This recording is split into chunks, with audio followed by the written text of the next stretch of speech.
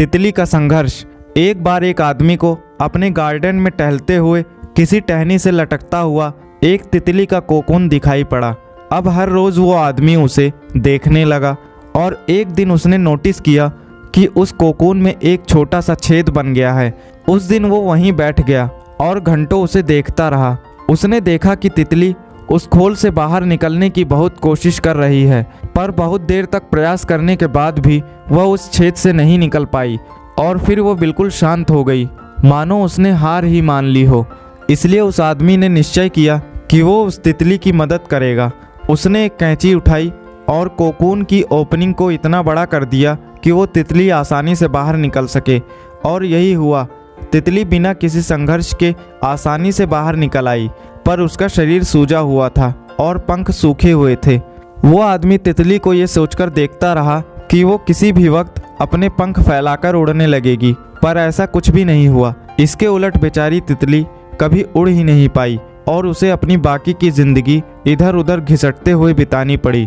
वो आदमी अपनी दया और जल्दबाजी में ये नहीं समझ पाया कि दरअसल कोकून से निकलने की प्रक्रिया को प्रकृति ने इतना कठिन इसलिए बनाया है ताकि ऐसा करने से तितली के शरीर में मौजूद तरल उसके पंखों में पहुंच सके और वो छेद से बाहर निकलते ही उड़ सके। वास्तव में कभी कभी हमारे जीवन में संघर्ष ही वो चीज़ होती है जिसकी हमें सचमुच आवश्यकता होती है। यदि हम बिना किसी स्ट्रगल के सब कुछ पाने लगें तो हम भी एक अपंग के समान हो जाएंगे। बिना परिश्रम और संघर्ष के हम कभी उतने मजबूत नहीं बन सकते जितना हमारी क्षमता है। इसलिए जीवन में आने वाले कठिन पलों को सकारात्मक दृष्टिकोण से देखिए। वो आपको कुछ ऐसा सिखा जाएंगे जो आपकी ज़िंदगी की उड़ान को पॉसिबल बना पाएंगे। दोस्तों, उम्मीद करता हूँ आपको ये कहानी ज़रूर पसंद आई होगी। मोटू पतलू और भालू। मोटू पतलू पक्के दोस्त थे। मोटू जहाँ दुबला पतला था वहीं पतलू मोटा गोल मटोल था। दोनों एक दूसरे पर जान देने का दम भरते थे, लेकिन उनकी जोड़ी देखकर लोगों की हंसी छूट जाती।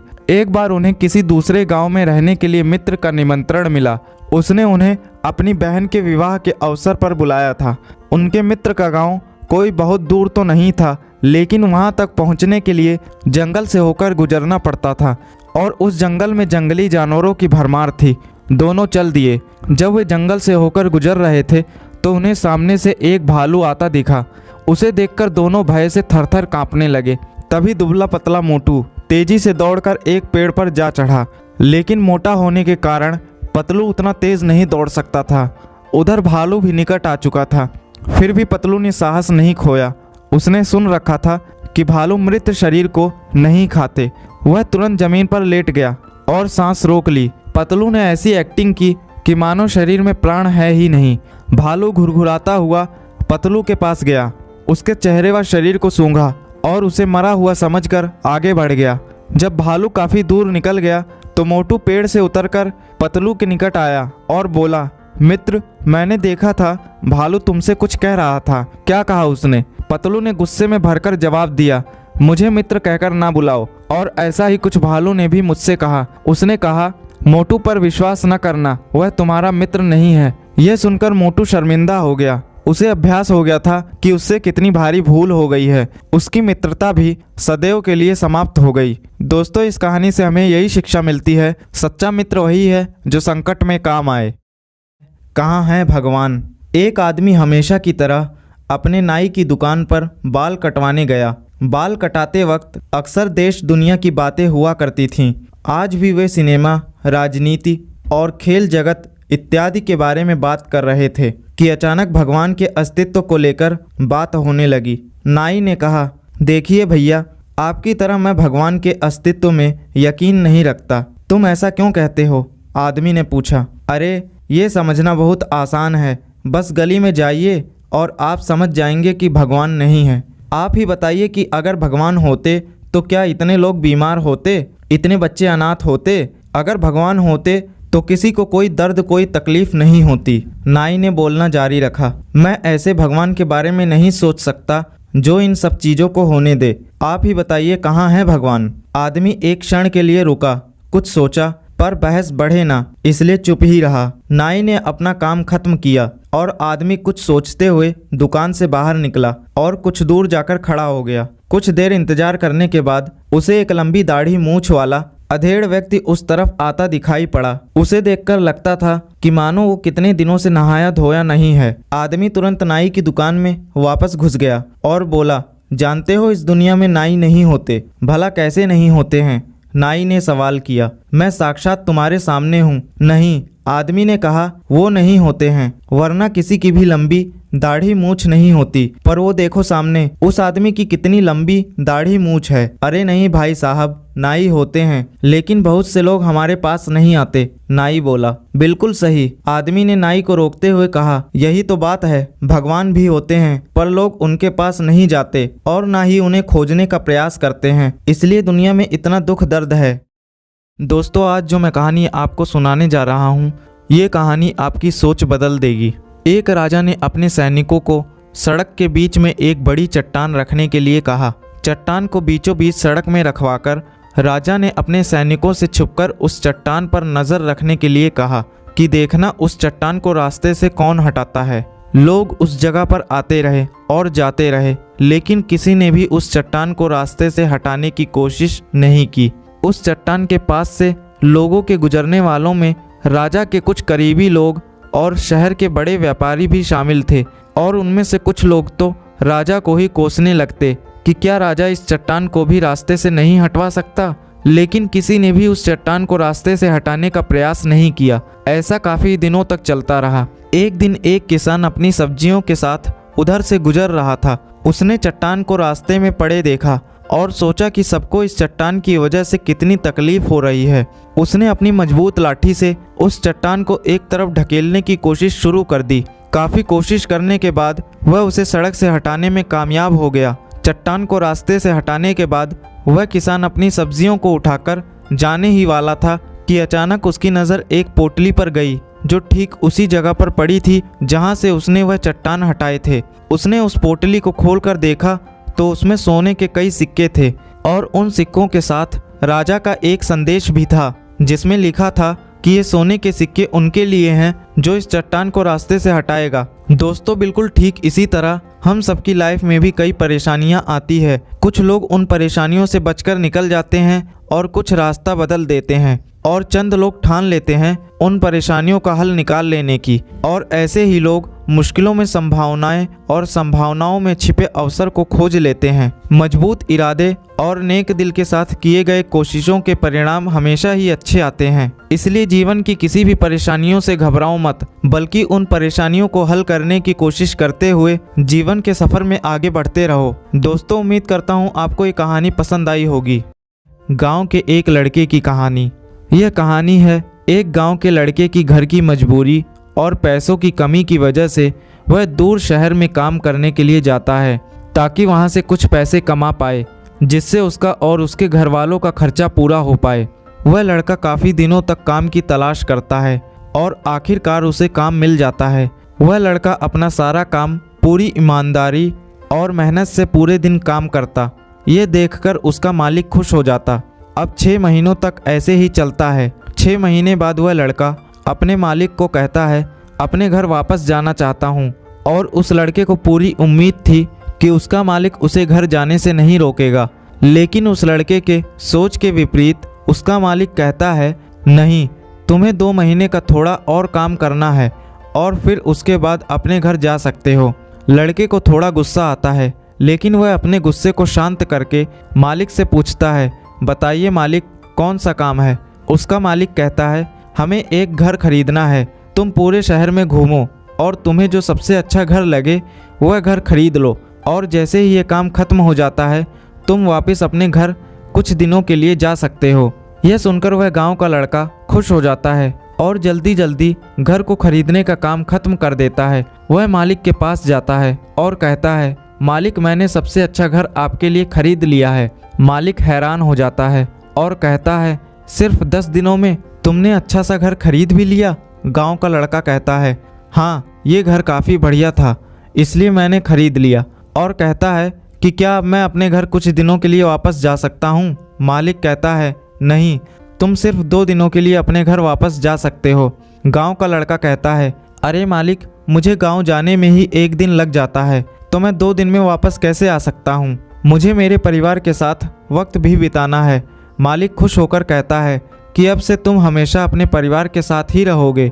जो घर मैंने तुम्हें खरीदने के लिए कहा था, वह घर तुम्हारे और तुम्हारे परिवार के लिए मेरे तरफ से एक तोहफा है। यह सुनकर वह गांव का लड़का खुश होने के बजाय मायूस हो जाता है और कहता है, अगर मालिक आपने मुझे पहले कहा होता कि ये घर आप मेरे लिए खरीद रहे हो, तो मैं थोड़ी और जानकारी प्राप्त करके इससे और अच्छा घर खरीदता। मालिक ने कहा, मैंने तुम्हें 2 महीने दिए थे और तुमने 10 दिन में ही घर खरीद कर तुमने अपना नुकसान किया है।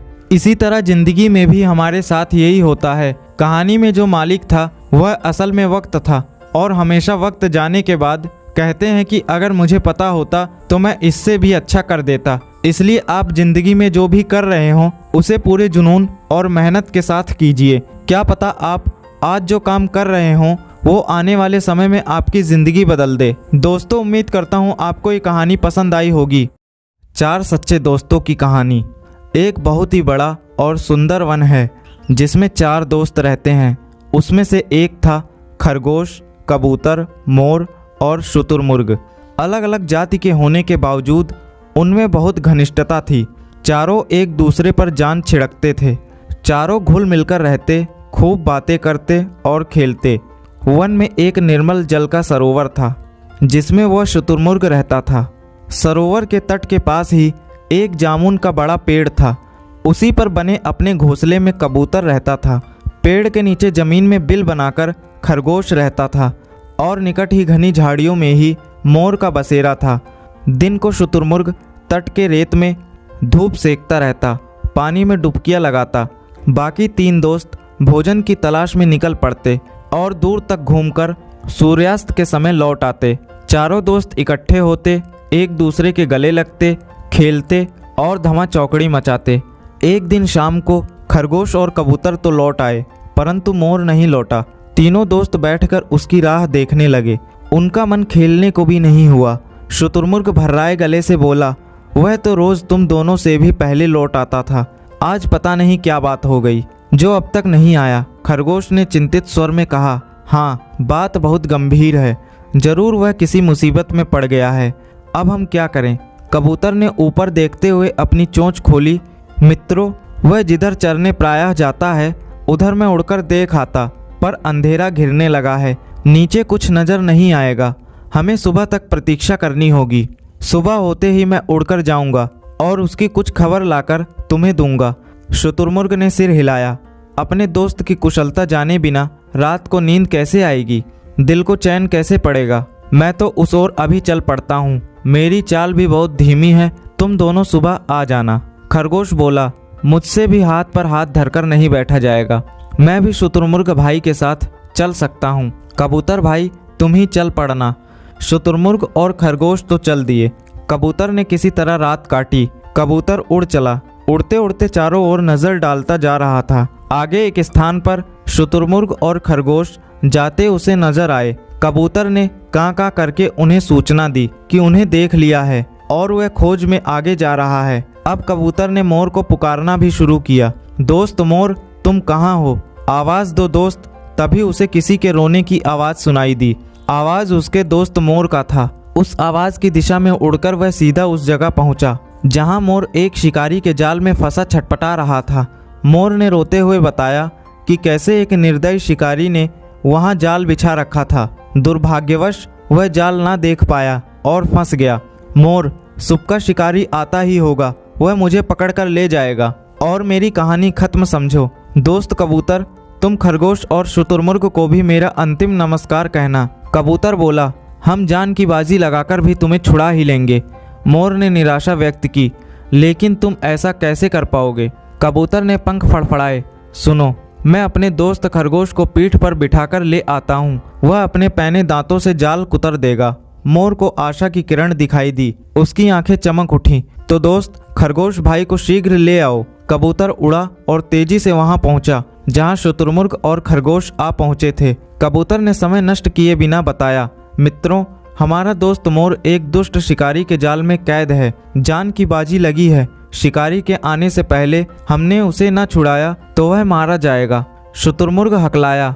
उसने कहा, उसके लिए हमें क्या करना होगा, जल्दी बताओ। खरगोश के तेज दिमाग ने कबूतर का इशारा समझ लिया। घबराओ मत कबूतर भाई, मुझे अपनी पीठ पर बैठाकर मोर के पास ले चलो। खरगोश को जाल कुतरकर मोर को मुक्त करने में अधिक देरी नहीं लगी। मुक्त होते ही मोर ने अपने मित्रों को गले लगा लिया और उन्हें गले लगाकर उन्हें धन्यवाद दिया। तभी शुतुरमुर्ग भी वहां आ पहुंचा और खुशी के आलम में शामिल हो गया। मोर बोला, दोस्त आप भी आ ही गए।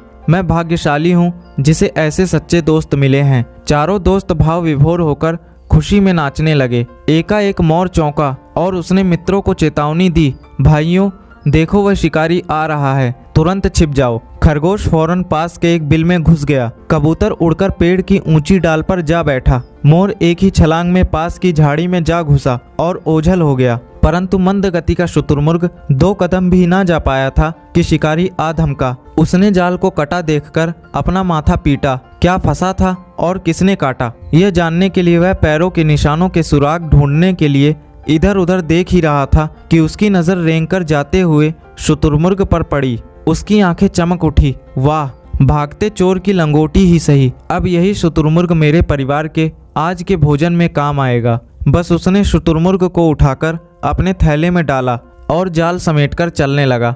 कबूतर ने तुरंत मोर व खरगोश को बुलाकर कहा, मित्रों हमारे दोस्त शुतुरमुर्ग को शिकारी थैले में डालकर ले जा रहा है। खरगोश बोला, हमें अपने दोस्त को छुड़ाना चाहिए। इस बार मोर ने समस्या का हल सुझाया। मित्रों हमें चाल चलनी होगी। मैं लंगड़ाता हुआ शिकारी के आगे से निकलूंगा। मुझे लंगड़ा जानकर वह मुझे पकड़ने के लिए शुतुरमुर्ग वाला थैला छोड़कर मेरे पीछे दौड़ेगा। मैं उसे दूर ले जाकर चकमा दूंगा। इस बीच खरगोश भाई थैले को कुतरकर शुतुरमुर्ग को आज़ाद कर देंगे। बस योजना अच्छी थी। लंगड़ाकर चलते मोर को देखकर शिकारी खुश हुआ। वह थैला पटककर मोर के पीछे भागा। मोर उसे लंगड़ाने का नाटक कर घने वन की ओर ले गया और गायब हो गया। शिकारी दांत पीसता रह गया। अब शुतुरमुर्ग से ही काम चलाने का इरादा बनाकर लौटा तो उसे थैला खाली मिला। उसमें छेद बना हुआ था। शिकारी खाली हाथ घर लौट गया। दोस्तों इस कहानी से हमें यही शिक्षा मिलती है कि हमें हमेशा सच्चे दोस्त बनाने चाहिए, क्योंकि एक ना एक दिन वो हमें बड़ी से बड़ी मुसीबत से भी बाहर निकाल सकते हैं। दोस्तों उम्मीद करता हूँ आपको ये कहानी पसंद आई होगी।